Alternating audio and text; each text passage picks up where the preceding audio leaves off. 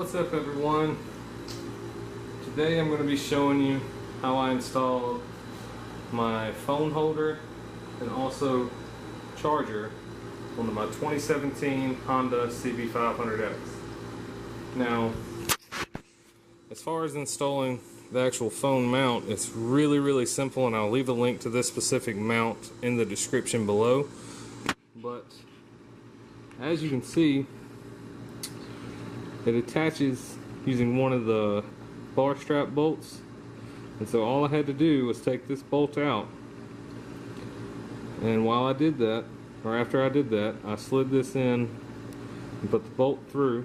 There's a little hole on this little bracket that you put the bolt through, and then tighten it back down. Now, that's the install for the phone mount, and of course it's got ball adjustments on the back using this to tension it, so you can kind of move it around and put it where you want it. Put mine to where when I'm riding straight, the phone should be straight up and down directly to the left of the display. So that part is really simple. Now the cool thing about this actual phone mount is it has a USB charger right here along with it. And now since it has that, you do have to do some wiring. So what I've done here is I've already ran the wire down through the fork with all the other wires for the controls. So I'm just going to try to, zip tie to this along the way and just leave enough slack to where I can turn the bars left and right without the wire getting hung. And so that's what I'm working on now. Hoping I don't have to remove any of this plastic right here to be able to route it back to the battery, which is underneath the seat. So what I'm going to try to do is kind of go in here with the rest of these wires and just run it underneath the tank without actually taking the plastics off. And yeah, I'm going to update you whenever I figure out the way I'm going to run these wires.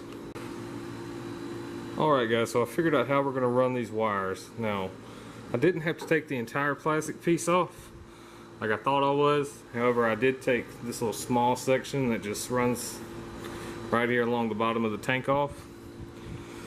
And that was really easy to do. It's just held in with these little grommets right here on the top and on the plastic piece. Those just slip in right here, and right here.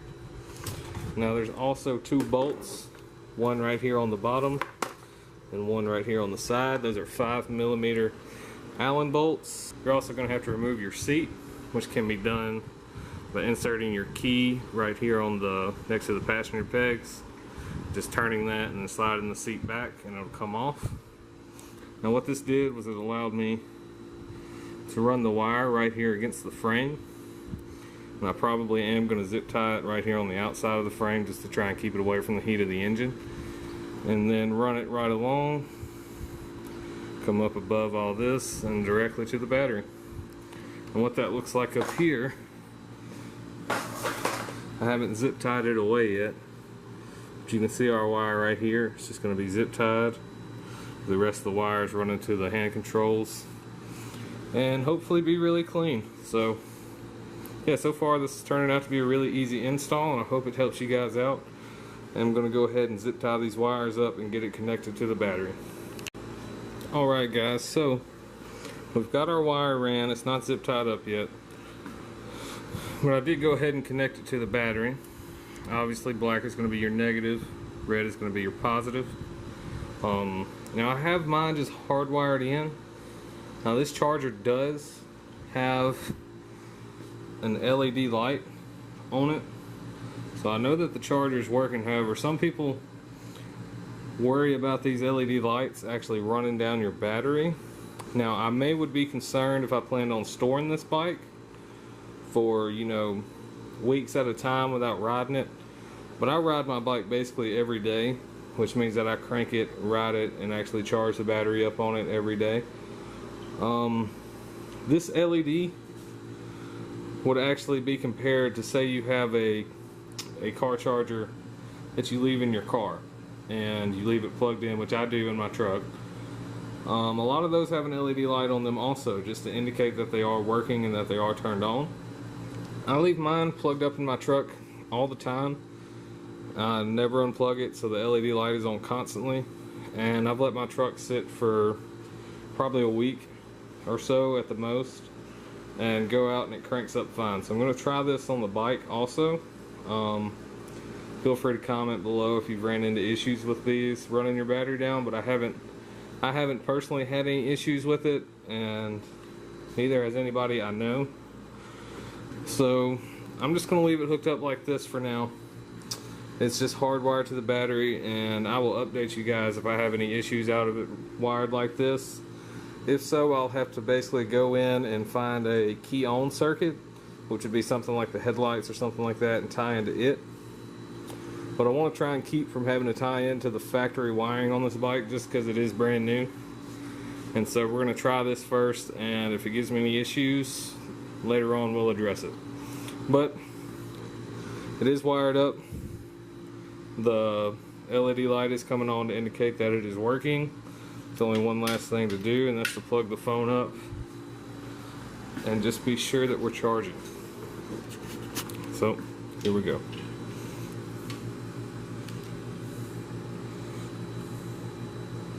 Well, would you look at that? There's the old 300ZX.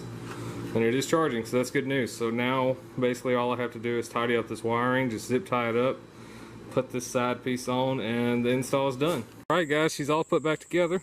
I rolled her outside just so you can see her in the sunlight. Got the seat back on her. We had this little plastic piece off on the side. And I'm really pleased with this finished product. I went ahead and got a little charger cord and zip tied it up behind here with just a little bit of slack on the bottom for plugging it in. That way it's not flapping in the wind. We've got one little zip tie you can see down there onto the factory harness. And from there it just runs in here along the frame straight back to the battery like you saw before, with zip ties all along the frame going that distance. All in all, I'm really pleased with that placement. It's going to be really great to be able to look at navigation, pick my songs, because I have Bluetooth on my helmet.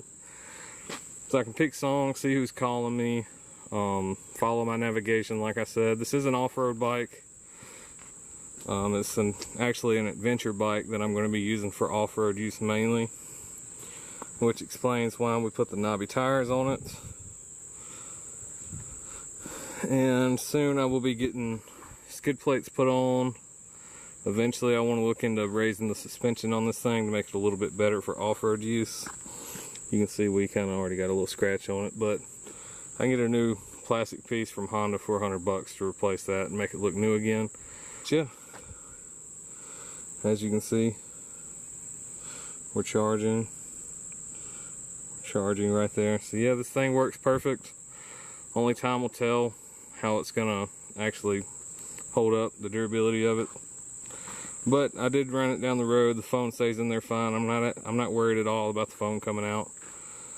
And yeah, so far I'm satisfied, guys. So I'm going to leave a link for this product in the description. It's very affordable. I don't even think it was more than 20 bucks on eBay. So yeah, you guys check that out. Let me know what you think. Let me know in the comment section what you think about the bike. And we'll see you guys next time.